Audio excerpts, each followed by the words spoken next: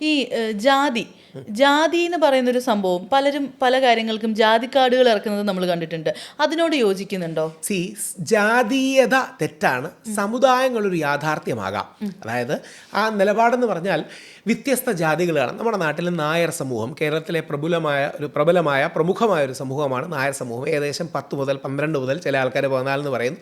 ഈ 10 to 14% നായർ സമുദായമുള്ളത്. ഹിന്ദുക്കൾ മറ്റൊരു പ്രമുഖ സമുദായമാണ് ഈഴവ സമുദായം. ഈ നായർ സമുദായത്തിലാണ് ഭാരതകേസരി മന്നത്ത് പത്മനാഭൻ, NSSന്റെ സ്ഥാപകൻ, ചട്ടമ്പി സ്വാമികൾ ഒക്കെ വന്ന് പറഞ്ഞത്. ഇതേപോലെ ലോക ഗുരുവായി നമ്മുടെ ഇടയിൽ പറഞ്ഞ ശ്രീനാരായണ ഗുരുദേവനാണ് ഈഴവ സമൂഹത്തിൽ വന്ന് പറഞ്ഞത്. 20-22%, 24% ചിലർ പറയുന്നു ഈഴവ സമൂഹമാണ്.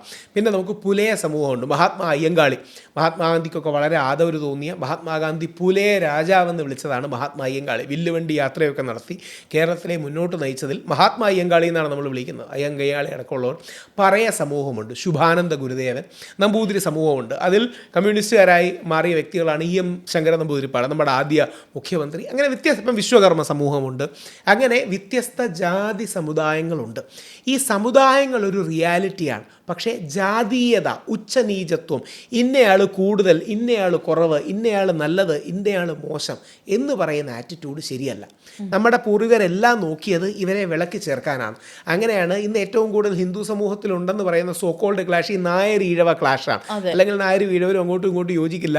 എന്തൊക്കെ ഹിന്ദു ഐക്യം പറഞ്ഞാലും നായർ മോളെ ഈഴവന് കെട്ടിച്ചു കൊടുക്കില്ല, ഈഴവൻ തിരിച്ച് മോളെ നായർക്ക് കെട്ടിച്ചു കൊടുക്കില്ല, തുടങ്ങിയ കാര്യങ്ങൾ പറയും. അപ്പോൾ അവിടെയാണ് മന്നത്ത് പത്മനാഭനൊക്കെ എടുത്തൊരു നിലപാടെന്ന് പറഞ്ഞാൽ അത് ശ്രീനാരായണ ഗുരുദേവനെ വെച്ച് പറയുകയാണ്. നമ്മൾ നായന്മാരും ഈഴവന്മാരും നമ്പൂതിരിമാരും പുലയന്മാരും ആദിവാസികളും അമ്പലവാസികളും നമ്മളെല്ലാവരും ഇന്ന് ശ്രീനാരായണീയരാണ്. ശ്രീനാരായണ ഗുരു ഇതൊരു ബാലൻസാണ്, കൺസെൻസസ് ബിൽഡിംഗ് ആണ്. ഇങ്ങനെയല്ലേ മുമ്പോട്ട് പോകാൻ കഴിയും. ഇതൊരു പോസിറ്റീവ്. നമ്മുടെ ദ്രൗപദി മുർമു നമ്മൾ ഏറ്റവും ആദരിക്കേണ്ടതാണ്. അവർ വലിയ സ്ത്രീയാണ്. അവർ പുതി ബിറാഞ്ചി, അവരുടെ ഒറിജിനൽ പേരെങ്ങനെ, അവർ സന്താൾ വിഭാഗത്തിൽ നിന്നാണ്. ഷെഡ്യൂൾഡ് ട്രൈബ്, ഇന്ത്യയിലെ ഏറ്റവും പ്രാചീനമായ ഗോത്ര വിഭാഗങ്ങളിലൊന്നാണ് സന്താൽ. അങ്ങനെ ഒരാൾ നമ്മുടെ പ്രസിഡൻ്റ് ആകുന്നത് നമ്മുടെ അഭിമാനമാണ്. അല്ലെങ്കിൽ നമ്മുടെ നാട്ടിൽ നിന്നുള്ള KR നാരായണൻ ഏറ്റവും പിന്നോക്ക വിഭാഗങ്ങളിൽ ചരിത്രപരമായി നമുക്ക് ജാതിയുടെ വിഷയത്തിൽ തെറ്റുപറ്റിയിട്ടുണ്ട് എന്ന കാര്യത്തിൽ ഒരു സംശയവുമില്ല. ഉള്ളതുകൊണ്ടാണല്ലോ വിവേകാനന്ദൻ കേരളത്തിൽ വന്നപ്പോൾ നിനക്കൊക്കെ പ്രാന്താണ്. അതായത് വിവേകാനന്ദൻ്റെ കറക്റ്റ് വാക്കെന്ന് പറഞ്ഞാൽ you Malabaris and lunatics you stay in a lunatic asylum. പച്ച മലയാളം പറഞ്ഞാൽ നിനക്കൊക്കെ പ്രാന്താണ്, നീ താമസിക്കുന്നത് ഭ്രാന്താലയത്തിലാണെന്നാണ് വിവേകാനന്ദൻ പറഞ്ഞത്. നമ്മുടെ ജാതീയത കാരണമാണ്. അപ്പോൾ അങ്ങനത്തെ പ്രശ്നങ്ങൾ ഉണ്ടായിട്ടുണ്ട്. പക്ഷേ നമ്മളതിനെ മറികടക്കാനാണ് ശ്രമിക്കേണ്ടത്, ജാതി കാർഡിലേക്ക് കുറയ്ക്കാനല്ല. അതാണ് അതിലെ പോയിന്റ്. ഇപ്പോൾ രാഹുൽ ഈശ്വർ എന്ന് പറഞ്ഞ് നമ്മൾ യൂട്യൂബിൽ സെർച്ച് ചെയ്യുമ്പോൾ ആദ്യം വരുന്ന ടോപ്പിക്സിലൊന്നാണ് ആരിഫ് ഹുസൈൻ. രാഹുൽ ഈശ്വർ വിസ് ആരിഫ് ഹുസൈൻ. എന്താണ് ശരിക്കും നടക്കുന്നത്? ശരിക്കും ഇസ്ലാമോഫോബിയ നമ്മുടെ നാട്ടിൽ വളരെയധികം വളരുന്നുണ്ട്. ആരിഫ് അടക്കമുള്ള എസൻസിനോട് ബന്ധപ്പെട്ട ആരിഫിന് അടുത്തേക്ക് ഒരു അവാർഡും കൂടെ കിട്ടി, തസ്ലീമാൻ അസ്ലിയെന്ന്, അദ്ദേഹത്തിന് അതിന് അഭിനന്ദനം. പക്ഷേ ആരിഫ് അടക്കമുള്ളവരോട് എനിക്ക് വിയോജിപ്പ്. ആരിഫ് നന്നായി പഠിച്ച കാര്യങ്ങളൊക്കെ പറയുന്നെങ്കിലും ആരിഫ് എക്സ്ട്രീമിലേക്ക് പോവുകയാണ്. അതായത് മറ്റേ നിരീശ്വരവാദ എക്സ്ട്രീമിലേക്ക് പോവുകയാണ്, ഇസ്ലാമോഫോബിയയിലേക്ക് പോവുകയാണ്. അപ്പോൾ ആരിഫിനോടൊക്കെ ഡിബേറ്റ് ചെയ്യുന്നതിൻ്റെ എസൻസ് എന്ന് പറഞ്ഞാൽ, അല്ലെങ്കിൽ ക്വസ്റ്റൻ എന്ന് പറഞ്ഞാൽ, മതവിമർശനമാകാം. നിങ്ങൾക്ക് ഹിന്ദുവിനെയും മുസ്ലിമിനെയും ക്രിസ്ത്യാനിയെയും ബൗദ്ധനെയും എല്ലാവരെയും വിമർശിക്കാം. പക്ഷേ വിമർശനം അധിക്ഷേപമല്ല. അധിക്ഷേപിക്കാൻ പാടില്ല, അപമാനിക്കാൻ പാടില്ല. ഞാൻ എപ്പോഴും പ്രവാചകൻ മുഹമ്മദ് എന്ന് പറയുമ്പോൾ I make it sure the title പ്രവാചകൻ മുഹമ്മദ് നബി സല്ലല്ലാഹു അലൈഹി വസല്ലം എന്ന്. കാര്യം പീസ് ബി അപ്പോൺ ഹിം, അല്ലെങ്കിൽ ആദരസൂചകമായി നമ്മൾ പറയുന്നതാണ്. ദൈവപുത്രനായ യേശു ക്രിസ്തു എന്നാണ് ക്രിസ്ത്യാനികൾ പറയാം. ഞാൻ ഇടയ്ക്ക് യേശു ദേവൻ എന്ന് പറയുമായിരുന്നു. അപ്പോൾ ഒരു പള്ളിയിലച്ഛൻ എന്നെ തിരുത്തി, ഈ ദേവൻ എന്ന് പറയരുത്, യേശു ക്രിസ്തു എന്നാണ് പറയേണ്ടത്, ഞങ്ങൾ അങ്ങനെ ഒരു ടെർമിനോളജിയാണ്. ഞാൻ പറഞ്ഞു ഓക്കെ, എനിക്കെന്താ അതിന് വിരോധം, യേശു ക്രിസ്തു. അപ്പോൾ പരസ്പര ബഹുമാനവും ആദരവിലുമേ നമ്മുടെ രാജ്യം നിലനിൽക്കൂ. കാര്യം നമ്മുടെ രാജ്യത്തിൻ്റെ അഭിമാനം എന്ന് പറഞ്ഞാൽ ഒരുപക്ഷെ കേരള, പ്രത്യേകിച്ച് ഇന്ത്യയും കേരളവും, ലോകത്തിലെ ആദ്യ സംഘടിത ക്രിസ്ത്യൻ സമൂഹം നമ്മുടെ നാട്ടിലാണ്. അതായത് പരിശുദ്ധ വത്തിക്കാനും പാപ്പസി, പോപ്പ് ഉണ്ടാകുന്നതിന് 400 വർഷം മുമ്പ് നമ്മുടെ നാട്ടിൽ നമ്മുടെ ക്രിസ്ത്യാനികളുണ്ട്. AD 52 മുതൽ, തോമാസ് ലീഹയുടെ കാലം മുതൽ, അല്ലെങ്കിൽ സെയിൻറ്റ് തോമസിൻ്റെ കാലം മുതൽ നമ്മുടെ നാട്ടിൽ ക്രിസ്ത്യാനികളുണ്ട്.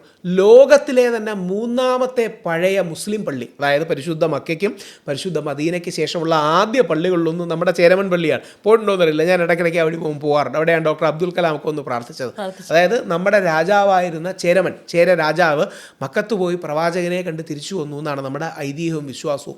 ഞാൻ ഇസ്രായേലിൽ പോയിട്ടുണ്ട്. ലോകത്ത് ഇസ്രായേലികൾ പറയുന്നൊരു കാര്യം, ഞങ്ങൾക്ക് അവരുടെ പല നിലപാടിനോട് നമുക്ക് എതിരഭിപ്രായം ഉണ്ടാകാം, അല്ലെങ്കിൽ അനുകൂലം ഉണ്ടാകാം, എതിരഭിപ്രായം ഉണ്ടാകാം. പക്ഷേ ഞങ്ങൾക്കൊരു കാരണവശാലും ഒരു പെർസിക്യൂഷൻ നേരിടേണ്ടി വരാത്തൊരു സ്ഥലം ഇന്ത്യയാണെന്നാണ്. അപ്പം നമ്മുടെ ശക്തി ഈ ബഹുസ്വരതയാണ്.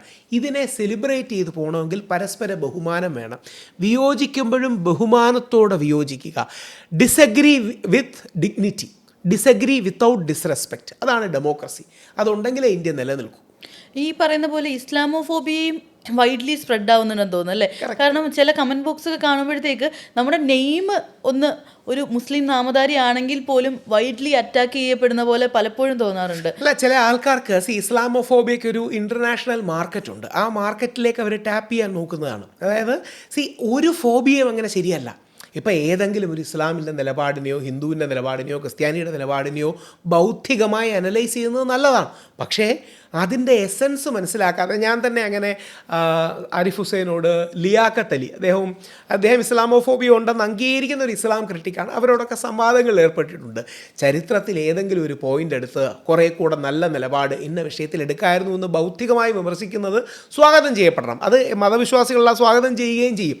പക്ഷേ ചരിത്രത്തിൽ നിന്ന് കോണ്ടെക്സ്റ്റുകൾ എടുത്തു മാറ്റി ഇന്നിൽ അത് വിദ്വേഷമുണ്ടാക്കാനായി, വിരോധമുണ്ടാക്കാനായി ഉപയോഗിക്കരുത്. കാര്യം അങ്ങനെയല്ല നമ്മുടെ ആരുടെയും നിലപാട്. ഇപ്പോൾ ഉദാഹരണം എനിക്ക് തോന്നുന്നു, ഞാൻ സ്വാമി വിവേകാനന്ദനും മഹാത്മാഗാന്ധിയാണ് പിന്നെയും എല്ലാവരും അംഗീകരിക്കുന്ന നിലപാടുതരെയുള്ളവർ. സ്വാമി വിവേകാനന്ദൻ പ്രവാചകൻ മുഹമ്മദിനെ ലോകത്തിന് മുമ്പിൽ പ്രസൻറ്റ് ചെയ്യുന്നത്, അതും അമേരിക്കയിലെ കാലിഫോർണിയയിലാണ്. കേൾക്കാൻ ഒരു മുസ്ലിം പോലും ഇല്ല. അതാണ് തമാശ, കേൾക്കാൻ ഒരു മുസ്ലിം പോലും ഇല്ല. 4 മഹാഗുരുക്കന്മാർ, ലോക ഗുരുക്കന്മാർ എന്ന് പറഞ്ഞ് 4 പേരെയാണ് വിവേകാനന്ദൻ പ്രസൻറ്റ് ചെയ്യുന്നത്. ഭഗവാൻ ശ്രീകൃഷ്ണൻ, ബുദ്ധൻ, യേശു ക്രിസ്തു, പ്രവാചകൻ മുഹമ്മദ്. കാലഗണന അനുസരിച്ച് ആദ്യം കൃഷ്ണനാണ്, പിന്നീട് ഒന്ന് ബുദ്ധനാണ്, പിന്നീട് യേശു ക്രിസ്തുവാണ്, പിന്നീട് പ്രവാചകൻ മുഹമ്മദാണ്. അതാണ് നമ്മുടെ കൾച്ചർ. നമ്മുടെ കൾച്ചർ ആ രീതിയിൽ അംഗീകരിക്കുകയും അതിലേക്ക്. ഇപ്പോൾ ശിവാജി മഹാരാജാവെന്ന് വലതുപക്ഷത്തിന് ഏറ്റവും ഇഷ്ടമുള്ള ഒരാളുണ്ട്. റൈറ്റ് വിങ്ങേഴ്സിനും RSS ഒക്കെ ഏറ്റവും ശിവാജി മഹാരാജാവിൻ്റെ ചിത്രമാണ്. ജാവ സിനിമയൊക്കെ കണ്ടു കാണാം, നമ്മുടെ വിക്കി കൗശലിൻ്റെ. ശിവാജി മഹാരാജാവിൻ്റെ ഒരു ഇൻസ്ട്രക്ഷൻ തന്നെയുണ്ട്. നിങ്ങൾ ഫൈറ്റ് ചെയ്യുന്നതിനിടയ്ക്ക് നിങ്ങൾക്കൊരു ഖുറാൻ കിട്ടുകയാണ്. ഹിന്ദു ഭടന്മാരോടാണ്, മുസ്ലിം ഭടന്മാരോടല്ല. നിങ്ങൾ ഫൈറ്റ് ചെയ്യുന്നതിനിടയ്ക്ക് നിങ്ങൾക്കൊരു ഖുറാൻ കിട്ടുകയാണെങ്കിൽ പരിശുദ്ധ ഖുറാൻ ഏതെങ്കിലും സ്ഥലത്ത് കൊണ്ട് സുരക്ഷിതമായി വെച്ചിട്ട് വേണം നിങ്ങൾ ഫൈറ്റ് കണ്ടിന്യൂ ചെയ്യാൻ. അതായത് സ്ത്രീകളെയും കുട്ടികളെയും ബഹുമാനിച്ചു മാറ്റുന്നു, അവരെ യുദ്ധത്തിൽ ഏർപ്പെടുന്നത്. പരിശുദ്ധ ഖുറാനെ ഒരു കാരണവശാലും ഡിസിക്രേറ്റ് ചെയ്യരുത്. നമ്മുടെ നാടിൻ്റെ ഒരു കൾച്ചർ ഇതാണ്, നമ്മുടെ നാടിൻ്റെ മഹത്വം ഇതാണ് എന്നുള്ളതാണ്. ആ മഹത്വത്തെ നമ്മൾ സെലിബ്രേറ്റ് ചെയ്യണം. അതുകൊണ്ടാണ് ഈ സിഖുകാരുടെ ഹർമന്ദർ സാഹിബ്, ഗോൾഡൻ ടെമ്പിൾ കേട്ട് കാണുമല്ലോ, സുവർണക്ഷേത്രം. അതിനാരാ ശിലാസ്ഥാപനം ചെയ്ത് അറിയാവുന്നല്ലോ? ഒരു സൂഫി പണ്ഡിതനാണ്. അതിൻ്റെ കല്ലിടുന്നത് ഒരു സൂഫി പണ്ഡിതനാണ്. ഇതാണ് നമ്മുടെ നാടിൻ്റെ. ഞങ്ങൾ ശബരിമലയെ ഇപ്പം നമ്മുടെ മുഖ്യമന്ത്രി ശ്രീ പിണറായി വിജയനും ഹൈലൈറ്റ് ചെയ്യുന്നുണ്ടത്. ശബരിമലയെ പോകുമ്പം അയ്യപ്പൻ്റെ ആത്മമിത്രം വാവർ എന്ന് പറഞ്ഞൊരു മുസ്ലിമാണ്, മറ്റൊരു ആത്മമിത്രം വെളുത്ത എന്ന് പറഞ്ഞൊരു ക്രിസ്ത്യാനിയാണ്. വെളുത്ത ഇവിടെ ആലപ്പുഴ അർത്തുങ്കൽ പള്ളിയിൽ ഉണ്ടായിരുന്നൊരു വെളുത്തച്ഛനാണ് വെളുത്ത. ഈ വാവർ എന്ന് പറഞ്ഞാൽ അലിയുടെയും പാത്തുമ്മയുടെയും മോനാണ്.